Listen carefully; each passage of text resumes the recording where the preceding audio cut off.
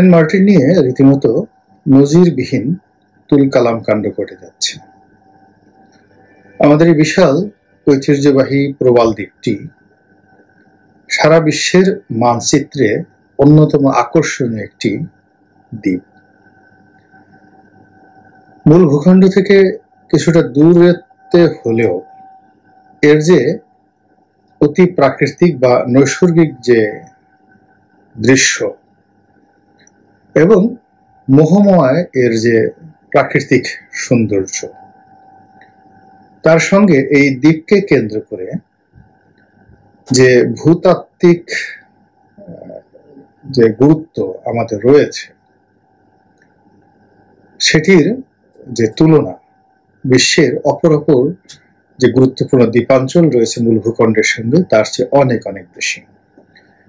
প্রকৃতি আমাকে বা আমাদেরকে যে সুন্দরবন দিয়েছে, আমাদেরকে চট্টগ্রাম বন্দর দিয়েছেন, প্রাকৃতিক বন্দর, এত সুন্দর বন্দর পৃথিবীতে খুব অল্প আছে। এরপর আমাদের যে এই সেন্ট মার্টিন দ্বীপ, এত বড় প্রবাল দ্বীপ, পৃথিবীতে দ্বিতীয়টি নেই। এখন এই সেন্ট মার্টিনকে নিয়ে মায়ানমারের চক্রান্ত, চীনের চক্রান্ত, ভারতের চক্রান্ত, আমেরিকার চক্রান্ত এবং আমাদের অবহেলা, আমাদের অদক্ষতা, একই সঙ্গে আমাদের যে একটা রাষ্ট্র পরিচালনা করার জন্য যে ধরনের সাহস, মেধা, যোগ্যতা দরকার, আমাদের কতজনের মধ্যে সেই জিনিসটি রয়েছে, নেতৃত্বের গুণাবলী কতটুকু রয়েছে, সেটি নিয়ে এখন প্রশ্ন উঠেছে। এর কারণ হলো সেখানে প্রায় 10,000 লোক বসবাস করে, বাংলাদেশের লোক বসবাস করে, আর লক্ষ লক্ষ পর্যটক প্রতি মাসে সেখানে যাতায়াত করে সারাটি বছর ধরে। তো এইরকম একটি পর্যটন কেন্দ্র, কেবলই মাত্র এই পর্যটন কেন্দ্রকে কেন্দ্র করে আমরা ম্যাকাও, আপনারা যারা সিঙ্গাপুর গিয়েছেন তারা হয়তো মেরিনার্স বে যে রিসোর্টের কথা অনেকে জানেন, আর হংকং এ এবং চায়নাতে যারা নিয়মিত যাতায়াত করেন তারা হংকং বে এর কাছাকাছি যে একটা দ্বীপ ম্যাকাও, সেটির গুরুত্ব নিয়ে আপনারা যারা চিন্তা ভাবনা করেন অবাক হয়ে ভাববেন যে চীনের অনেক বড় বড় প্রদেশের চাইতেও এই ম্যাকাও দ্বীপকে কেন্দ্র করে তাদের যে আয়, এটা অনেক অনেক বেশি। তো সেই দিক থেকে আমরা সেন্ট মার্টিনকে কেন্দ্র করে যদি একটি পর্যটন নগরী গড়ে তুলতে পারতাম, তাহলে কেবলই মাত্র সেটির আয় রোজগার দিয়ে বাংলাদেশের বাজেটের অর্ধেকটা পুষিয়ে নেওয়া যেত। এখন সেই সেন্ট মার্টিন আমাদের দেশের গরিব মানুষেরা যায়, সাধারণ মানুষেরা যায়, আর সেই যাতায়াত পথের মধ্যে মায়ানমারের যুদ্ধ জাহাজ দাঁড়িয়ে আছে, সেন্ট মার্টিন থেকে দেখা যাচ্ছে, এবং গত কয়েকদিন ধরে তারা নির্বিচারে গুলি চালাচ্ছে। ফলে এই দ্বীপটি, আমি আজকে যে ভিডিও করছি আজকের দিন পর্যন্ত, মূলত মূল ভূখণ্ড থেকে বিচ্ছিন্ন অবস্থায় রয়েছে। সেখানে যে আটকা পড়া পর্যটক আছেন তারা হাহাকার করছেন, খাদ্য পানীয় থেকে শুরু করে মূল ভূখণ্ড থেকে যে সকল দৈনন্দিন ব্যবহার্য জিনিসপত্র সেন্ট মার্টিনে যায় সেগুলো সেখানে যাচ্ছে না। এমনকি প্রশাসনের যারা কর্তা ব্যক্তি, ডিসি বলেন, এসপি বলেন বা অন্যান্য যারা আছেন, তারা ঠিক ওখানে যে টহল দেবেন ঠিক এইরকম অবস্থা নেই। বরং দুই একজন যারা চেষ্টা করেছেন, সেই সহকারী কমিশনার, এসি ল্যান্ড, অন্যান্য যারা কক্সবাজার প্রশাসনের কর্তা ব্যক্তি রয়েছেন, তারা এই গোলাগুলির মধ্যে পড়ে, মায়ানমার নৌবাহিনীর গোলাগুলির মধ্যে পড়ে, এখন এই গোলাগুলিটাকে মায়ানমার নৌবাহিনী করছে না মায়ানমারের যে সীমান্তরক্ষী বাহিনী তারা করছে, এটি স্পষ্ট নয়।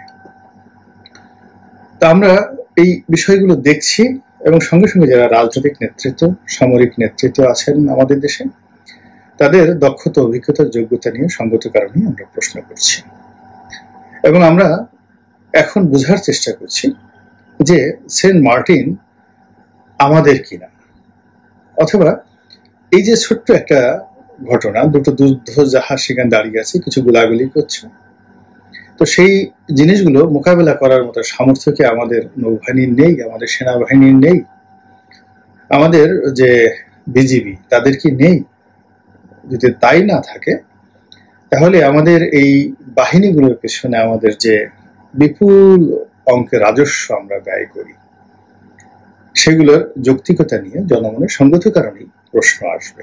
আপনি জনগণের মুখে তালা লাগাতে পারবেন না। এখন ব্যাপারটা হলো যে এই সেন্ট মার্টিন নিয়ে দীর্ঘদিন যাবতই পক্ষে বিপক্ষে নানা রকম কথা হচ্ছে। প্রধানমন্ত্রী কয়েকদিন আগে বলেই ফেললেন যে এই সেন্ট মার্টিন আমেরিকা চাচ্ছে বা সাদা চামড়ার মানুষজন চাচ্ছে, এই ধরনের কথাবার্তা। আবার সাদা চামড়ার মানুষদের পক্ষ থেকে, আমেরিকার পক্ষ থেকে বলা হচ্ছে যে না, আমরা এই ধরনের কোনো বক্তব্য দেয়নি এবং সেন্ট মার্টিন নিয়ে আমাদের কোনো পরিকল্পনা নেই। একইভাবে কয়েকদিন আগে মাননীয় প্রধানমন্ত্রী বললেন যে আমাদের সেই পার্বত্য এলাকা নিয়ে একটি খ্রিস্টান রাষ্ট্র প্রতিষ্ঠা করার চক্রান্ত করছে পশ্চিমারা। এটাও পশ্চিমা দুনিয়াতে নিদারুণ তোলপাড় সৃষ্টি করেছে। তো এই পর্যন্ত সবকিছু স্বাভাবিক ছিল বক্তৃতা এবং বিবৃতির মধ্যে, কিন্তু হঠাৎ করে যখন প্রধানমন্ত্রী দিল্লিতে গেলেন নরেন্দ্র মোদীর সেই যে শপথ অনুষ্ঠান, সেখানে এবং সেখানে দুটো ঘটনা। প্রথম ঘটনা হলো তিনি সেখানে গেলেন, আর দ্বিতীয় ঘটনা হলো তিনি সেখানে গিয়ে মোদীর অনুষ্ঠানে তো অংশগ্রহণ করলেনই, তার সঙ্গে সঙ্গে যারা নরেন্দ্র মোদীর একেবারে ঘোরতর শত্রু, যেটিকে বলা হয় ডেড এনিমি, সেটি বিজেপির মধ্যে হতে পারে অথবা বিজেপির বাইরে হতে পারে, তাদের সঙ্গে প্রধানমন্ত্রী দেখা করেছেন। ফলে সঙ্গত কারণেই মোদীর মনে কষ্ট, অভিমান, ক্ষোভ থাকা অস্বাভাবিক কিছু নয়। দ্বিতীয়ত, তিনি যে দিল্লি গেলেন, এই দিল্লির যে যাত্রাটি, এটি এই মুহূর্তে বাংলাদেশের উন্নয়নের সবচেয়ে গুরুত্বপূর্ণ অংশীদার, এবং যে রাষ্ট্রটির সাহায্য এবং সহযোগিতা এই মুহূর্তে বাংলাদেশের জন্য খুব বেশি দরকার, সেটা হলো চীন, বিশেষ করে অর্থনৈতিক ক্ষেত্রে। এবং চীনের কাছে বাজেটারি সাপোর্ট হিসেবে $5 বিলিয়ন চাওয়া হয়েছে এবং প্রধানমন্ত্রী খুব শীঘ্রই বেজিং সফরে যাবেন, এইরকম একটা পরিকল্পনা রয়েছে রাষ্ট্রীয় পর্যায়ে। তো সেই বেজিং প্রধানমন্ত্রী দিল্লি সফর নিয়ে রাগ করলো কিনা, এখন এই দুটো বিষয়কে নিয়ে আপনি এবার সেন্ট মার্টিনে আসেন। সেন্ট মার্টিনে যে গোলাগুলি হচ্ছে, এই গোলাগুলি যারা করছে সেটা হলো মিয়ানমারের সামরিক জান্তা।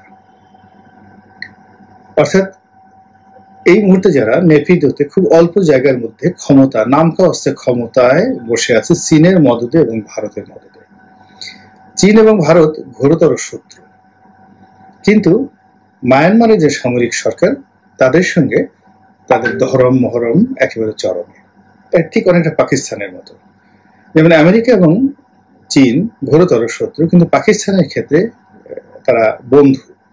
চীনও যেমন পাকিস্তানের বন্ধু, আবার আমেরিকাও পাকিস্তানের বন্ধু। তো তদ্রুপ মায়ানমারের যে জান্তা সরকার, তাদের সঙ্গে ভারতেরও ভালো সম্পর্ক, চীনেরও ভালো সম্পর্ক। তো কাজেই এই যে নাফ নদীতে যে গুলি চালানো হচ্ছে মায়ানমারের, সেটা সেনাবাহিনী হোক, বর্ডার গার্ড হোক কিংবা নৌবাহিনী হোক, এখানে চীনের মদত থাকতে পারে অথবা এখানে দিল্লির মদত থাকতে পারে, মানে নরেন্দ্র মোদীর মদত থাকতে পারে। কেন, সেটা অন্য প্রসঙ্গ।